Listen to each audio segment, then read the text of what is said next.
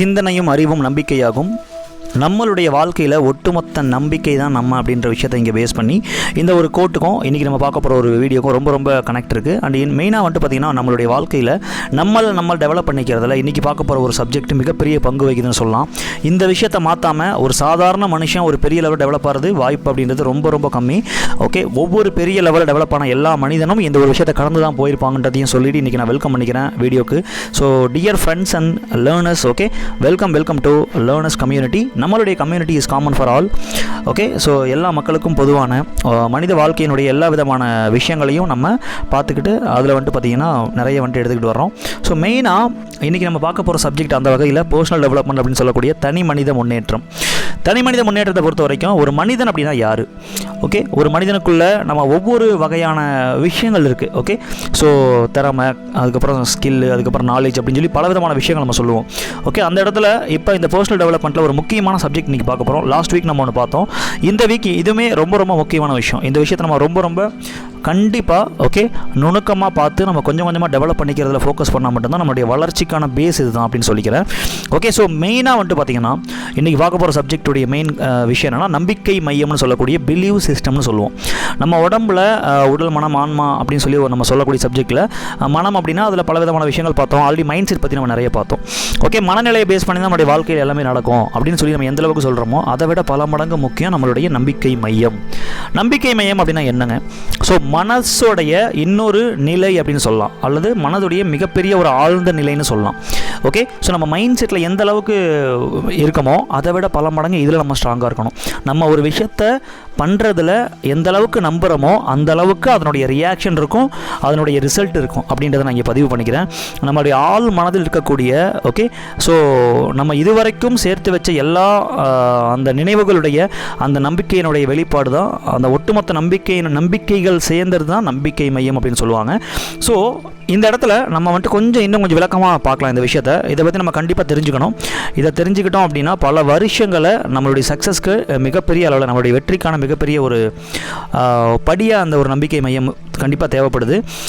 நம்ம பணக்காரங்களா அல்லது ஏழையா? இந்த கேள்விக்கு நம்ம என்ன பதில் சொல்லுவோம்? இப்போ என்ன நிலைமையில் இருக்கோமோ அந்த விஷயத்தை வச்சு தான் நம்ம பதில் சொல்லுவோம். கரெக்டாக இல்லைங்களா? ஸோ இப்போ இது ஒரு சில ஆட்கள் வந்துட்டு பார்த்திங்கன்னா தலைமைத்துவத்தில் இருக்கக்கூடிய நிறைய பேர் நீங்கள் பணக்காரனா ஏழையாக இருந்தாலுமே கூட நான் பணக்காரன் அப்படின்ற மைண்ட் செட்டில் அவங்க அந்த நம்பிக்கையோடு அந்த வார்த்தைகள் வெளிப்படுத்துவாங்க.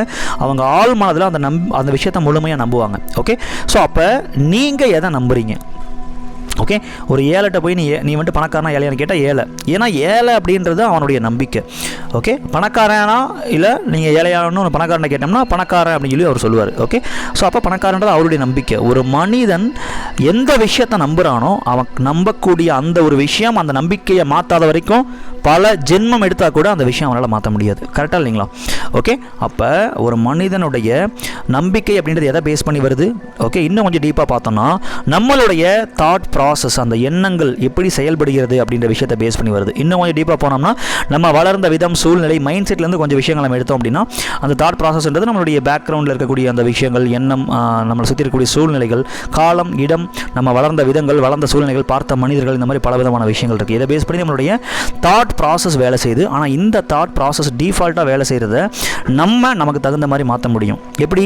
இப்போ நீங்கள் ஓகே ஒரு ஏழையாக இருந்தாலுமே கூட நம்ம பணக்காரன் ஆகக்கூடிய அந்த பணக்காரங்கள் ரிச்சான பர்சன் செய்யக்கூடிய அந்த ஒரு விஷயத்தை நீங்கள் நம்புறீங்கன்னா நீங்கள் அந்த மாதிரி தான் இருக்க போகிறீங்க இன்னும் ஃப்யூச்சரில். ஏன்னா அது ப்ரெசென்ட்டில் கிடையாது, ஃப்யூச்சரில் இருக்குது அப்படின்றப்ப ஸோ அந்த விஷயத்தை நீங்கள் முழுமையாக அந்த தாட் ப்ராசஸில் ஐம் ரிச் மேன் அப்படின்னு அந்த தாட் ப்ராசஸில் நம்ம நினைக்கிறப்ப அது கொஞ்சம் கொஞ்சமாக அறிவாக உங்களுடைய நிறைய அறிவான ஒரு விஷயங்கள் நீங்கள் அதுக்குள்ளே போவீங்க. அறிவாக மாறுது, நாலேஜாக உங்களுக்கு கொஞ்சம் கொஞ்சமாக மாறி உங்கள் மைண்டில் அப்படியே இருக்குது. அது அப்படியே கொஞ்சம் கொஞ்சமாக பார்த்திங்கன்னா நம்பிக்கையாக மாறுது. எடுத்த உடனே அந்த விஷயத்தை நம்பிக்கைகளை கொண்டு வரது சாதாரண விஷயம் இல்லை. அதனால் தாட்டில் நம்ம கொஞ்சம் கொஞ்சமாக அந்த சேஞ்சஸை கொண்டு வந்து அது அறிவாக மாற்றி ஓகே இப்போ எக்ஸாம்பிள் நீங்கள் ஒரு பணக்காரன் ஆகணும்னா பணக்காரனுக்கான பல விதமான அறிவை நீங்கள் வளர்த்துக்கணும். அவங்க எப்படி பிஹேவ் பண்ணுறாங்க, என்ன மாதிரி அதை செயல்படுத்துகிறாங்க, என்ன மாதிரி விஷயங்கள் அந்த வெற்றிகரமான மனிதர்களாக மாறணும்னா அவங்க எப்படி தான் ஃபாலோ பண்ணுறாங்கன்ற அறிவை டெவலப் பண்ணிக்கிட்டே இருப்போம். அந்த அறிவை டெவலப் பண்ணுறப்ப தான் நம்பிக்கை வரும். நான் ஜஸ்ட் தாட்டை மட்டும் மாற்றுங்க நம்பிக்கை மாட்டு அப்படின்னு சொல்ல மாட்டேன். அதுக்காக தான் இந்த நாலேஜ்ன்ற ஒரு விஷயத்தை இடையில நான் இங்கே ஷேர் பண்ணியிருக்கேன். ஸோ 100% நம்மளுடைய தாட் ப்ராசஸ் நம்ம சேஞ்ச் பண்ணுறப்ப நம்மளுடைய பிலீவ் மாறும். ஆனால் அந்த பிலீவ் மாறுறதுக்கு அளவுக்கு நம்மளுடைய அந்த அறிவை நம்ம கேதர் பண்ணணும். ஓகே, கேதர் பண்ண நம்ம நம்பிக்கைன்றது அப்போ தான் அதிகமாகும். அப்போ தான் நமக்கு விளக்கங்கள் கிடைத்து அதிகமாகும். இது ஒரு சாதாரண சப்ஜெக்ட் கிடையாது. Hope you understand. நம்ம தாட் ப்ராசஸை சேஞ்ச் பண்ணுறது எந்த அளவுக்கு முக்கியமோ, நம்மளுடைய நாலேஜை கொஞ்சம் கொஞ்சமாக டெவலப் பண்ணுறது அதை விட ரொம்ப முக்கியம். அது டெவலப் ஆக நம்மளுடைய பிலீவ்ஸ், நம்மளுடைய நம்பிக்கைகள் ஒவ்வொன்றாக மாறிக்கொண்டே இருக்கும். எக்ஸாம்பிள், ஒரு மனுஷன் ஏழையாக மட்டுமே தான் இருக்க முடியும் நம்புற ஒருத்தனுக்கு, ஓகே, அந்த தாட் ப்ராசஸ் இருக்க ஒருத்தவங்களுக்கு, ஓகே, பணக்காரனாவது எப்படி அப்படின்னு சொல்லி ஒரு புக்கு நீங்கள் கொடுத்து அந்த புக்கில் இருக்க விஷயத்தை அவங்க ஃபுல்லாமே படித்து முடிச்சிட்டாங்க அப்படின்னா அவங்களுடைய அறிவோட தரம் மேம்படும். அந்த அறிவோட தரம் மேம்படுறப்ப அந்த தாட் ப்ராசஸ் அப்படின்றது மேம்படும். இந்த ரெண்டு மேம்பட்டால் மட்டும்தான் அவனுடைய நம்பிக்கை லைட்டாக மாறும், கொஞ்சம் கொஞ்சமாக மாறும். அப்போ இந்த நம்பிக்கைகள் கொஞ்சம் கொஞ்சமாக ஒன்று சேர்ந்து நம்பிக்கை மையமாக மாறுகிறது. ஓகே, ஒட்டுமொத்த நம்பிக்கையும் அப்படின்னு சேர்ந்து தான் நம்பிக்கை மையம்னு சொல்லலாம். டோட்டல் ஆஃப் ஓகே அந்த டேட்டாஸ் எல்லாம் ஒன்றா சேர்ந்து அந்த ரெஜிஸ்ட்ரேஷன் பண்ணுவோம் இல்லையா, ஸ்டோரேஜ்னு சொல்லுவோம் இல்லையா, ஓகே, அதுதான் நம்பிக்கை மையம்னு சொல்லுவோம். அந்த பிலீவ் சிஸ்டம் அப்படின்ற விஷயத்தை ஒரு மனிதனுக்கு மாற்றும் பொழுது எப்படி மாற்றுறது, அதுக்கும் நான் எக்ஸ்ப்ளனேஷன் கொடுத்து அதுக்கு விளக்கம் கொடுத்துருக்கேன். தாட்டை மாற்றணும், ஸோ அதுக்கான நாலேஜ் எடுத்துக்கணும். பிலீவ்ஸ் மாறும், பிலீவ்ஸ் மாற பிலீவ் சிஸ்டம் மாறும். It is a very very important thing. உங்களுடைய பிலீவ் சிஸ்டம் எப்பேற்பட்ட ஏழையாக இருந்தாலும் சரி, இந்த பிலீவ் சிஸ்டத்தை மாற்றுறப்ப அவன் நினச்ச அந்த ஒரு இடத்துக்கு போக முடியும். மிகப்பெரிய அளவில் சக்ஸஸ் பண்ணவங்களுடைய சக்ஸஸ் ஃபார்முலா இதுதான் டியர் ஃப்ரெண்ட்ஸ். இந்த விஷயம் உங்களுக்கு புரிய நான் நம்புகிறேன். ஓகே, இந்த மாதிரி ஒரு நம்பிக்கை மையத்தை நம்ம சேஞ்ச் பண்ணுறப்ப இதில் நிறைய விஷயங்கள் இருக்குது. பாசிட்டிவாக நீங்கள் நம்பினீங்கன்னா பாசிட்டிவாக நடக்கும். ஸோ நெகட்டிவாக நினைங்கன்னா நெகட்டிவாக நடக்கும்.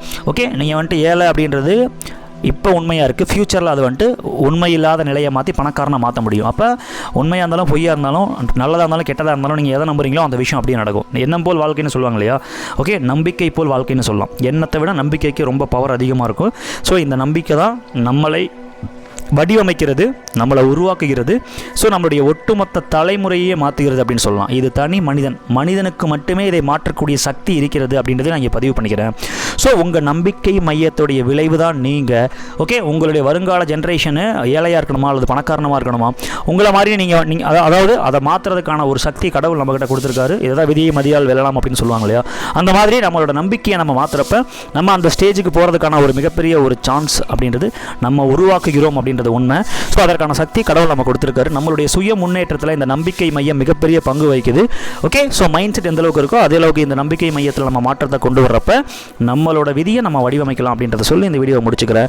ஹோப் யூ இந்த வீடியோ கண்டிப்பாக உங்களுக்கு அண்டர்ஸ்டாண்ட் ஆகிருக்கும் நம்புறேன். வாழ்க்கையில் மிகப்பெரிய அளவில் தன்னுடைய ஒரு சுய முன்னேற்றத்தில் டெவலப் ஆகணும்னு நினைக்கிறவங்களுக்கு இந்த வீடியோவை நீங்கள் அர்ப்பணித்து கொடுக்கலாம். ஸோ நம்மளோட விதியை நம்ம வடிவமைக்கிறதுல ஓகே இந்த ஒரு பார்ட் ரொம்ப முக்கியம்.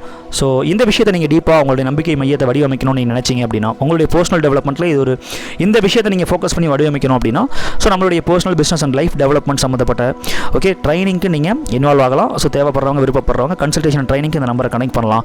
Thank you so much dear friends and learners. Okay, உங்களோட வாழ்க்கையில் இந்த நம்பிக்கை மையம் கொஞ்சம் கொஞ்சமாக டெவலப் ஆகி நீங்களும் டெவலப் ஆவீங்க அப்படின்றத நான் இங்கே மனப்பூர்வமாக ப்ளஸ் பண்ணிக்கிறேன். God bless you dear friends and thank you so much. Have a wonderful day.